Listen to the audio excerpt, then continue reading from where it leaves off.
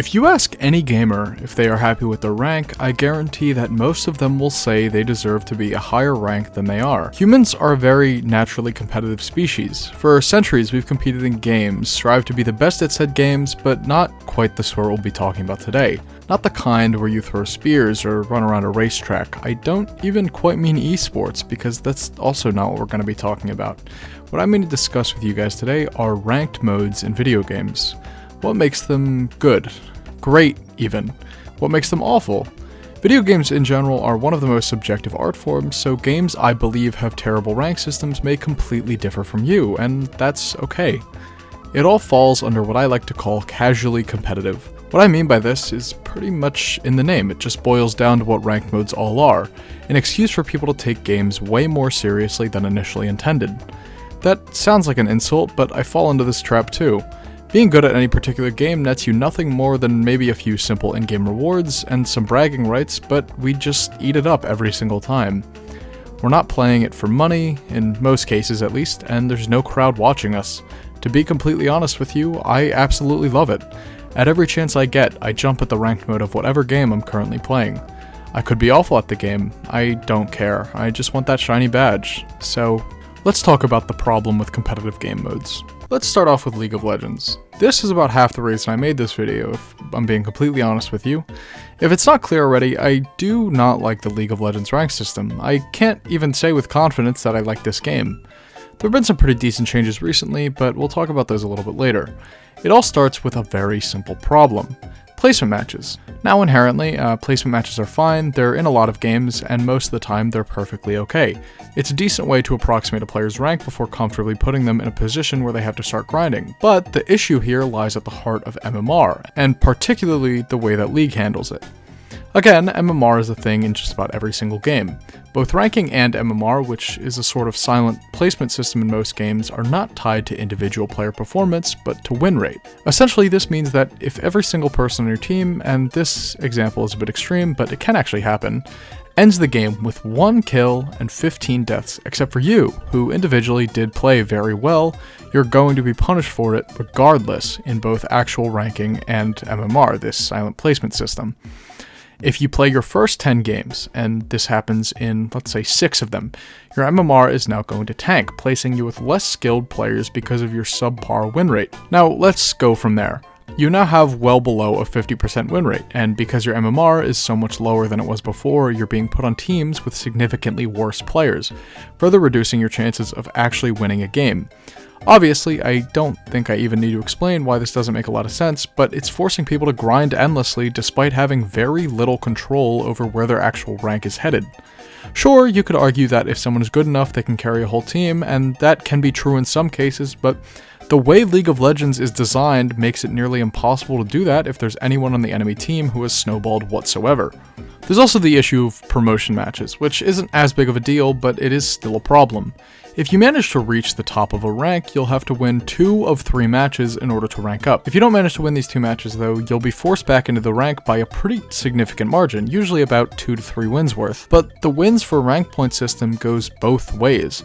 If someone does manage to carry a game with a throwing team, that person isn't rewarded for doing the best or single-handedly winning that game for his team, but the whole team gains the same amount of rank points as the person who actually took it to victory. This is just another example of something that is blatantly unfair and nothing has been changed about it.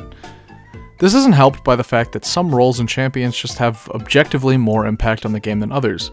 So if the person trying to climb only knows how to play a role or champion that's not in a good spot, they're at an even larger disadvantage in the game's competitive climate, but that can be blamed on the individual. We can also go a little deeper into the balancing, and a lot of games do have issues with balancing certain systems or weapons or whatnot, but I find that League has one of the most abhorrent examples of this. For a long time, the League balancing team has had a very clear bias towards its pro esports league.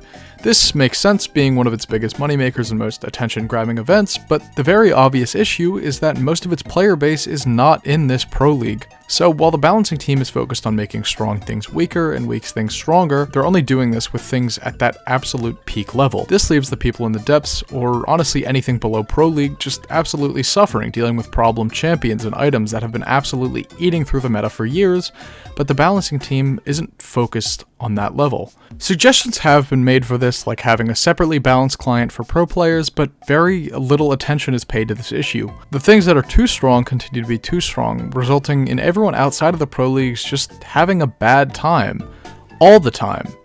But at least in League of Legends, you know where your rank is going. There are a number of games that have a strange obsession with not wanting to tell you your rank or how it's being affected. The most notable example of this off the top of my head is Overwatch, or maybe even CSGO, but we're not going to talk about that one today. Overwatch is a game that has been around for a very long time at this point, since May of 2016. We're coming up on 7 years of this game being around, which is crazy to think it survived that long. Overwatch has had a very rocky development cycle with huge drops in player base over its lifespan. It's faced significant backlash and gone through major changes, not to mention the earth-shattering reckoning that occurred once news of Blizzard's rampant sexual assault broke into the gaming community. But that's also not really what we're here for, we're just here to talk about the game itself. The point is, Overwatch has a lot of problems already. So many that I could make a whole video on the subject if I wanted to, but again, that's not what we're here for. I just wanted to paint a picture. Due to the aforementioned enormous drop in population that Overwatch faced over time, they launched into a sort of rebranding that resulted in what would be known as Overwatch 2. Now, as I'm sure most of you are abundantly aware, this was not a sequel, despite the 2 at the end of the title. It was supposed to be a major overhaul of the game and its systems, including a new ranked model. Rather than the typical tiers of metal, bronze, silver, gold, and on separated into sections by visible numbers, they opted for a system which needs a certain number of matches to be completed for rank to update. In other games, like the previously mentioned League of Legends, Rainbow Six Siege, and Apex Legends, which we'll be talking about more extensively in a little bit, there is a very clear gauge on just how many ranked points you have as well as your distance from the next rank. In Overwatch, what you have is a sort of punch card, sort of like Trials in Destiny, where after you win or lose a certain amount of matches, your rank changes. It will magically go up or down with little explanation as to why it did what it did. Sometimes you'll have a card where you end with full wins and maybe 1 loss and you'll go up 1 tier. Sometimes you'll do the same thing and you'll stay the same rank, or worse, you'll go down. Just like in League, Overwatch's ranking system is an absolutely miserable nightmare to try and work around, but for completely different reasons. It's not bad because of the game's other systems, although Overwatch's MMR placement doesn't help either because it's also based completely on win rate.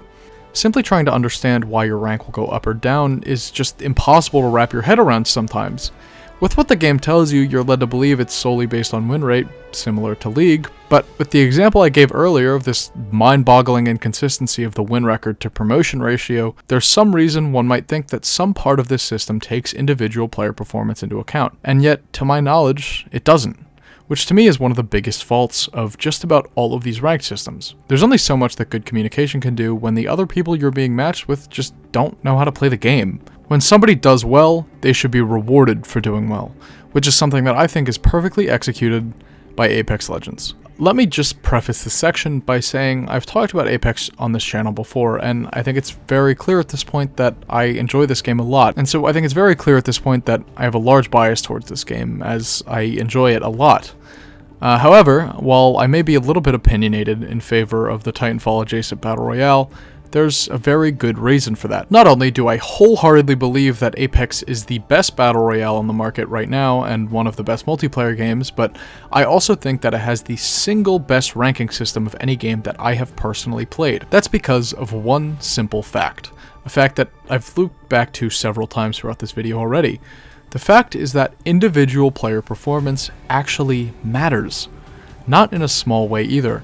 Like any game, it's obviously a team experience. You will do better with communication and a pre-made team who knows callouts and game mechanics and synergies, but in Apex, it's much easier to climb alone. In Apex's ranked mode, players are awarded for kills, and the amount of points those kills are worth are multiplied based on the team's placement, ranging from 20th to 1st. In a team of 3, if they win the game, the person who has been involved in more fights than the other players is going to gain a significantly higher amount of ranked points than the other players. The higher you climb, the more RP you have to pay to get into each match.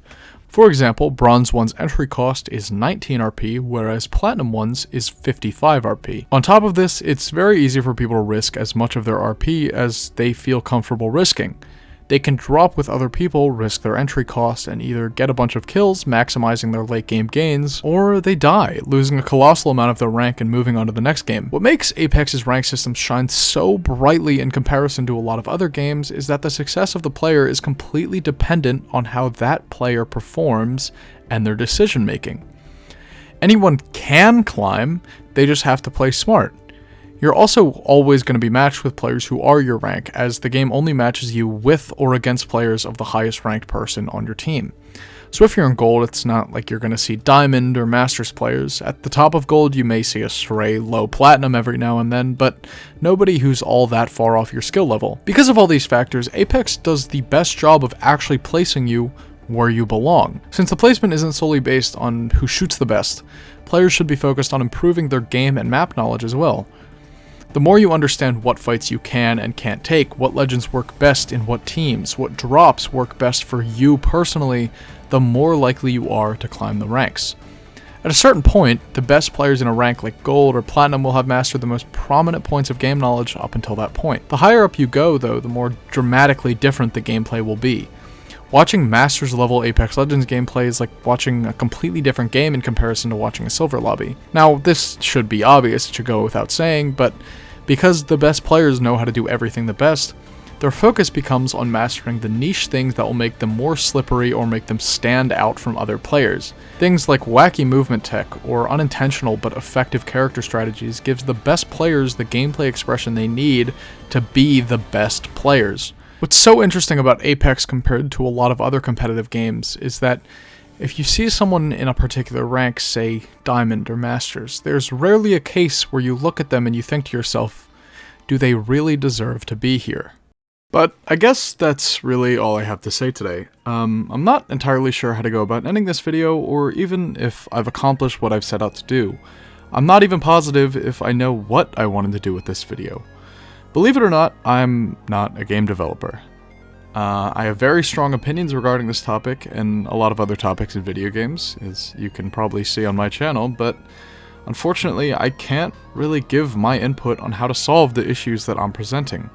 I'm not even sure how solvable these problems are, or if the ideas I have to remedy them would even be effective. I guess what I want is to call some attention to the competitive landscape in video games. Pretty much everyone suffers from the same problems, and I just hope that one day we get a solution to these. But by all means, if you think that I missed something, or you want to add on to anything I said, or even if you just want to ask me a question, leave a comment. I tend to respond to pretty much all of them.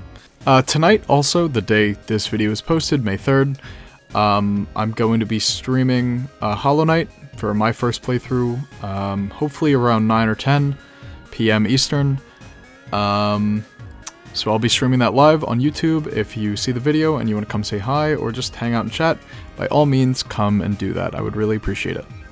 But yeah, thank you all for watching this far. If you enjoyed the video, I would really appreciate it if you were to like, comment, or subscribe, as it would really help me out. And thank you everybody. I will catch you in the next one.